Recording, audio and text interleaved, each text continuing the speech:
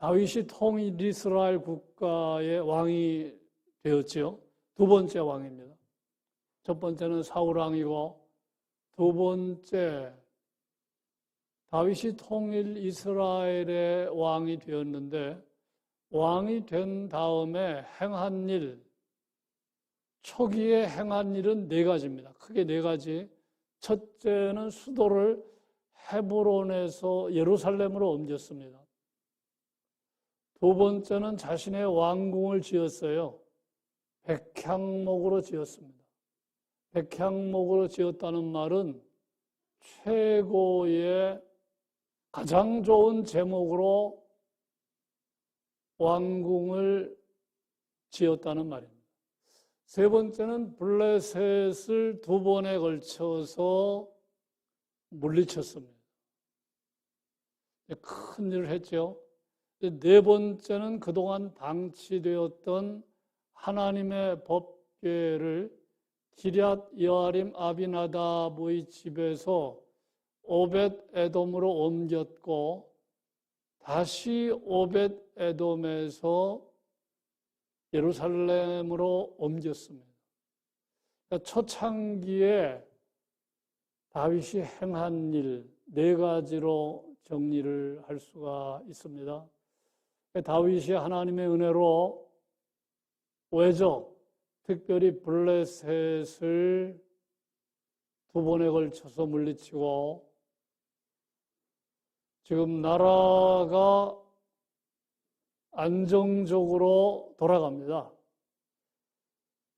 다윗은 개인적으로 평안을 경험합니다. 그런데 그때 다윗이 그런 생각한 거예요. 나는 이렇게 평안한데, 나는 이렇게 좋은 집, 백향목으로 지은 궁에서 잘 살고 있는데 하나님의 궤를 보니까 너무나 마음이 아픈 거예요. 하나님의 궤는 볼품없는 휘장 가운데 있도다. 나는 이렇게 왕으로서 잘 살고 있는데, 평안을 누리고 있는데, 백향목으로 지은 왕궁에서 살고 있는데 하나님의 임재를 뜻하는 하나님의 법궤, 보잘것없는 휘장 가운데 있다니 이게 말이 되는 거냐? 그런 생각을 한 거예요. 그래서 하나님의 궤를 보관할 성전을 짓고 싶은 마음이 생긴 겁니다. 다시 말하면 다윗은 평안할 때, 형통할 때, 일이 잘 될 때 누구를 생각했다? 하나님을 생각했다. 하나님을 생각했다는 거예요. 여러분 잘 될 때 하나님 생각합니까? 일이 잘 될 때 하나님 생각해요? 어렵지 않을 것 같지만 그렇지 않습니다. 여러분 기쁜 소식이 있으면 먼저 하나님께 감사합니까? 그렇지 않아요. 다윗의 시편은 뭐를 말하는 겁니까? 다윗은 어려울 때 하나님 생각해요. 물론 완전한 다윗은 아니었습니다. 그러니까 다윗은 어려울 때 하나님 생각했어요. 기쁠 때 하나님 생각했어요. 아름다운 신앙의 모습입니다. 여러분 이게 되지 않으면 위기에 빠지는 겁니다. 어려울 때 하나님 생각하지 않는다. 평안할 때 하나님 생각하지 않는다. 그럼 위기에 직면하는 겁니다. 위기에 직면하는 겁니다. 문제가 복잡한 것. 우리가 지금 정말 정신 차리고 살아야 돼요. 섰다 하는 자는 넘어집니다. 도처에서 치열한 영적 전쟁이 진행되고 있습니다. 우리의 자녀들이 다 위험에 노출되어 있어요. 하나님으로 무장하지 아니하면 다 넘어집니다. 다윗은 평안할 때 나는 이렇게 좋은 백향목으로 지은 왕궁에 살고 있는데 하나님의 궤를 바라보니까 마음이 아픈 거예요. 그 성전을 짓고 싶은 마음이 든 겁니다.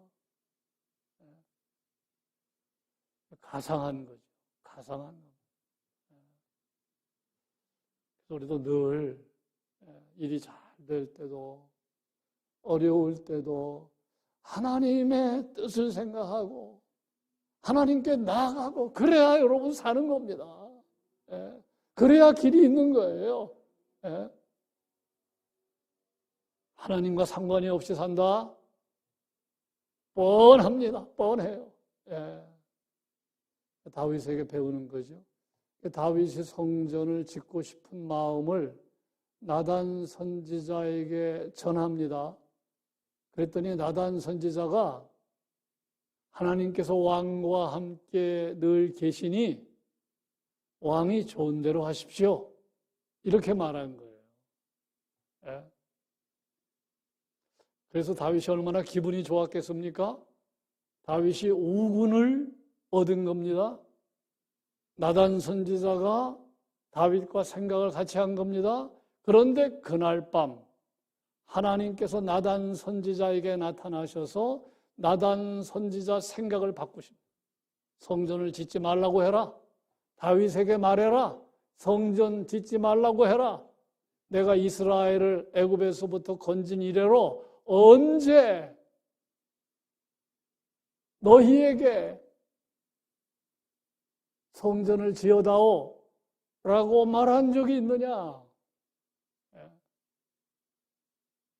내가 성막, 장막에 그동안 거했다. 나는 집에 있지 아니했다. 근데 내가 언제 이스라엘 지파 가운데 어느 지파에게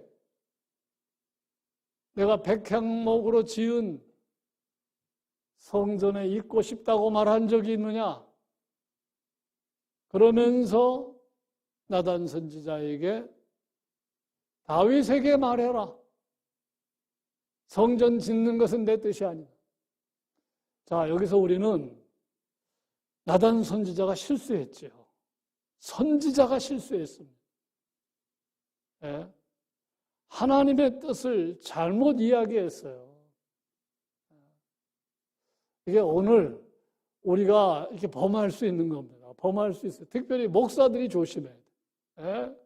모르면 모른다고 이야기해야 되는데 이게 분명 하나님의 뜻이래요. 이게 하나님의 생각이래요. 나단 선지자가 좀 잘못한 거잖아요. 그래서 우리가 이게 하나님의 뜻이다, 저게 하나님의 뜻이다. 물론 분명한 거 있죠. 분명한 거 있어요. 그건 우리가 성경에 나와 있습니다. 하나님 사랑하고 이웃 사랑하는 거, 욕심 부리지 않는 거,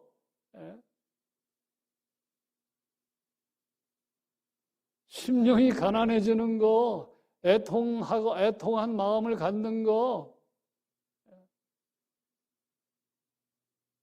온유한 거, 뭐 하나님의 뜻인 것이 분명하지만 근데 잘 모르는 것도 있고 또 분명치 못한 것도 있는데 이 나단 선지자가 너무나 쉽게 말해버렸어요. 하나님께서 왕과 함께 계시니 왕 좋은 대로 하십시오. 성전을 지으십시오. 라고 말했는데 이 나단 선지자가 실수를 한 것입니다. 자, 그래서 이제 하나님께서 나단 선지자에게 밤에 나타나셔서 생각을 교정해 주셨는데 나단 선지자가 실수는 했지만 제대로 된 선지자지요. 밀어붙일 수도 있잖아요. 내가 처음에 옛날에 그렇게 얼마 전에 그렇게 말했는데 꿈에 하나님 말씀만 하셨지만 자기에게 유리하게 말할 수 있거든요. 그렇죠? 자기에게 유리하게 말할 수 있어요. 심하면 하나님의 뜻을 왜곡해서 말할 수 있는데 나단 선지자는 자신의 잘못을 인정하고 들어갑니다. 오늘 본문에 내가 잘못 말했다라는 말은 없지만 어쨌든 밤에 하나님께서 저에게 계시해 주셨는데 성전 짓지 말라고 그러네요. 그 뜻을 분명히 전했습니다. 자, 우리가 이 말씀을 대할 때 생각나는 사람이 있죠. 생각나는 사람, 생각나는 말씀이 있어요. 하나님은 다윗에게 성전 짓지 말라, 짓지 말라. 그런데 학개 선지자를 통해서 성전을 지어라 라고 말했어요. 성전을 지어라고 말했어요. 그럼 어느 장단에 춤을 춰야 됩니까? 어떤 때는 성전을 짓지 말라고 그러고, 어떤 교회는 성전을 지으라고 말하고. 그래서 여러분 상황이 중요한 것이고, 그게 이제 신학자들이 말하는 삶의 자리가 중요한 것이고, 적용이 중요한 겁니다. 적용이 중요한 겁니다. 여러분, 다윗에게 짓지 말라고 한 거는요, 나를 위해서는 성전이 필요 없다. 그 얘기예요. 네가 나 사랑하는 거 다 알아. 에? 다윗이 하나님 사랑하고 누구보다 하나님을 위해서 헌신된 왕이라는 거 다 알았어요. 하나님께서 다윗에게 짓지 말라는 거는 화가 나서 짓지 말라는 게 아닙니다. 내 마음 다 안다. 내 마음 다. 나를 너무너무 사랑하지? 나를 위해서 헌신하고 있지? 나를 위해서는 지을 필요가 없다. 그 말입니다. 내 마음은 받겠다. 그 말입니다. 내 마음은 받아 내가. 그러나 지을 필요 없어. 그 이유는 나는 이스라엘 백성과 함께하는 하나님이지 장소에 갇혀있는 그런 신이 아니야. 그런 뜻이 담겨져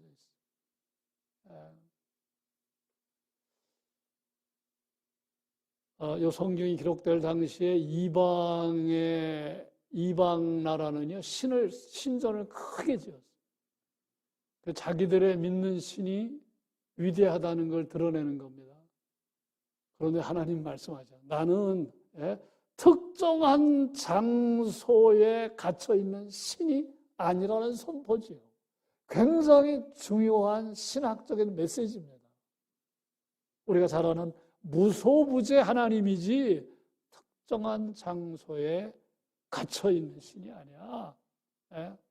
그런 메시지를 나단 선지자를 통해서 다윗에게 주는 것이고, 내가 나 살아가는 거 다 알아. 나를 위해 헌신된 마음 다 알아. 내가 마음만 받겠다. 마음만 받겠다. 그래서 짓지 말라고 한 거예요. 그런데 학개 선지자를 통해서 지으라고 한 거는 여러분 포로된 바벨론에서 돌아온 포로된 백성들에게 신앙 재건은 성전 재건은 신앙 재건과 연관되는 상황입니다. 그때는 성전이 지어져야 신앙의 재건에 한몫을 하는 그러한 상황입니다. 상황이 그런 상황이에요. 그래서 성전을 지어라. 어찌하여 너희는 판벽한 집에 거하면서, 이 판벽이라는 말은 지금 우리로 말하면 뭐 지붕도 있고 벽도 있는 집인데 지금은 그런 집에서 다 살잖아요. 그런데 그 당시에 수천 년 전에 너희는 쉽게 말하면 제대로 된 집에서 살면서 나는 뭐냐? 그 시대적인 상황에서는 성전을 짓는 것이 신앙을 재건하는 것과 깊이 관계가 있기 때문에 지으라고 한 거예요. 그래서 이제 우리가 두 가지 말씀이 상황에서 들려와야 됩니다. 예를 들면 목회하면서 어느 목사님이 내가 욕심을 가지고 예배당을 짓겠다는 마음이 들었을 때는 다윗에게 들려온 말씀이 들려와야 돼요. 성전 짓지 말아라. 마치 하나님 자신을 위해서 성전이 필요한 것처럼. 그러나 막 교인들은 미어 터지고 학교도 임대할 수도 없고 그런 상황이면 성전 지어라. 그 말씀이 들려와야 되는 거예요. 오늘 토요일이고 내일 제가 광고를 드리려고 하는데 수요일 날은 이미 광고 드렸어요. 서울에 은성교회라고 한때 10,000명 되는 교회인데, 대형 교회인데 예배당을 짓다가 부도가 난 거예요. 예배당을 과도하게 짓다가 부도가 났습니다. 그래서 막 2,000명으로 줄어들고 교인이. 그럼 얼마나 줄어든 겁니까? 교회가 부도가 났어요. 그래서 교회가 공사 대금을 지불할 수 없는 상황에 부딪히자 그 시공사가 경매에 붙여가지고 그냥 하루아침에 막 예배당 시세 땅값이 반값 이하로 팔리고 최악의 상황으로 간 거죠. 법적으로 그 교회는 유지재단에 속해 있기 때문에 그 경매 회사가 나중에 유지재단에다가 소송을 제기했는데 1심에서 승소하고 2심에서 승소했어요. 3심 대법원이 남았는데 대법원에서 승소하면 유지재단이 약 한 80억인가 그거를 손해배상, 잘못은 개교회가 했는데 그 교회가 노회 유지재단에 들어가 있기 때문에.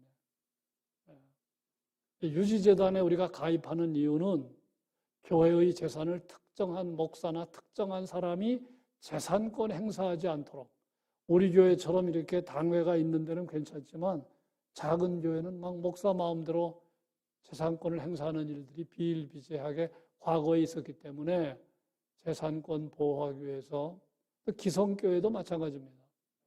당회가 결의해가지고 재산권을 이상하게 행사하는 경우가 있기 때문에 유지재단에 가입을 했는데 만약 대법원에서 패소하게 되면 그럼 유지재단에서 탈퇴하는 일들이 도미노 현상처럼 일어날 수가 있습니다.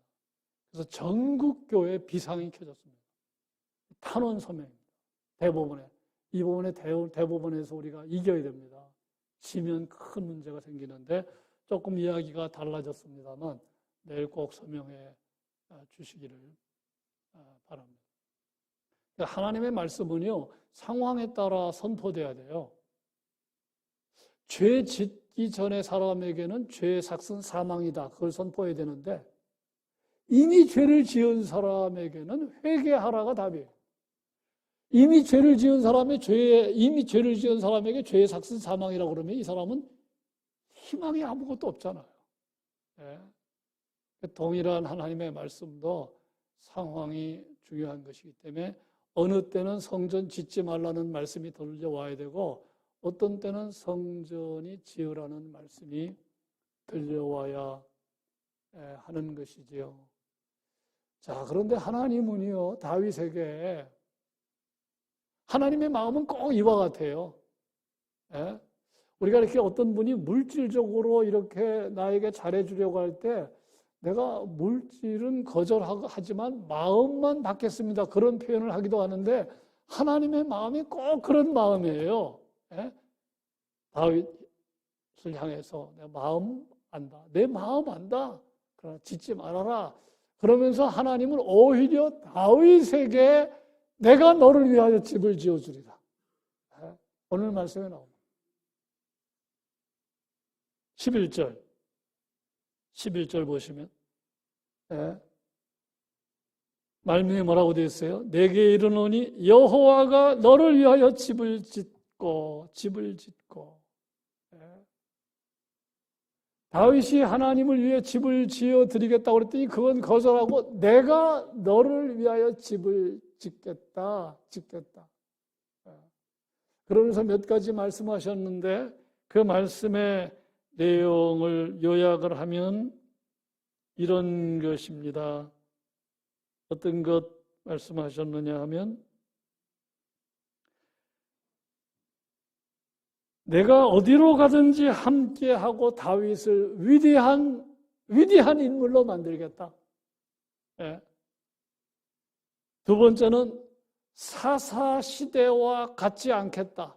사사시대 때 얼마나 힘들었느냐. 사사시대와 같이 통치하지 않겠다. 그 내용도 말씀하셨어요. 11절입니다. 11절 그 다음에 뭘 말씀하셨냐면 다윗의 왕위를 견고하게 하겠다. 다윗의 왕위를 견고하겠다. 예. 생전에도 견고하게 하고 생사후에도 견고하게 하겠다. 그래서 남왕조가 북왕조랑 다른 점이 뭡니까? 남왕조는 계속 다윗의 후손으로 왕조가 이어졌다는 거죠. 북왕조는 계속 쿠데타가 일어났잖아요. 그러니까 북왕조와 남왕조의 차이점입니다. 다윗의 씨를 통해서, 다윗의 후손을 통해서 왕조가 이어지다가 마지막에 예수님이 다윗의 후손으로 오셔서 메시아 나라 시작하셨고 완성을 하셨습니다. 그러니까 다윗에게 어마어마한 약속을 하신 거예요. 여기서 배우는 게 뭡니까? 다윗이 하나님을 생각하는 것보다 하나님이 다윗을 생각하는 것이 훨씬 깊고 넓고 깊었다는 거예요. 이게 얼마나 고맙고 감사한 일입니까? 다윗이 하나님을 생각한 것보다 하나님이 다윗을 생각한 것이 비교할 수 없을 정도로 하나님은 다윗에게 어마어마한 복을 주셨어요. 다윗이 하나님의 은혜에 감격해서 뭔가 하나님께 좀 이렇게 시해 하나님의 은혜를 갚고 싶은 마음을 요만큼 가졌다면 하나님은 다윗을 위해서 어마어마한 복을 약속해 주셨어요. 이게 오늘 본문의 내용이에요. 우리가 해야 할 일은 뭐예요? 하나님 신앙하고만 살면, 하나님을 신앙하고만 살면, 하나님의 은혜를 입고 살면. 근데 여러분과 저는 하나님의 은혜를 입은 사람이잖아요. 선택됐다는 게 그거 아닙니까? 그 엄청난 걸 우리는 지금 받은 거예요. 이제 하나만 남았어요. 내가 하나님 사랑하고 사는 겁니다. 하나님께 헌신하고 살아가는 겁니다. 그러면 우리도 이런 복을 누리게 되는 것이죠. 이것이 우리가 오늘 말씀에서 배우는 중요한 것입니다. 중요한 것은 지금보다 하나님 더 신앙하십시오. 더 사랑하십시오. 하나님의 뜻을 더 기뻐하며 사십시오. 그런 결단이 우리 모두에게 임하기를 바랍니다. 제가 몇 가지 기도 제목드립니다. 힘들 때는 말할 것도 없거니와 평안할 때도 언제나 먼저 하나님을 생각하며 사는 믿음 주옵소서. 한 줄 기도문입니다. 두 번째, 하나님은 어느 특정한 장소에만 계시는 하나님이 아니고 어디에나 계시며 언제나 나와 함께 하시는 하나님을 굳게 믿고 살게 해주십시오. 세 번째, 내가 하나님 생각하는 것보다 하나님께서 나를 생각하는 것이 훨씬 깊고 높고 넓다는 사실을 깊이 깨닫고 언제나 하나님을 앙망하며 살게 해주십시오.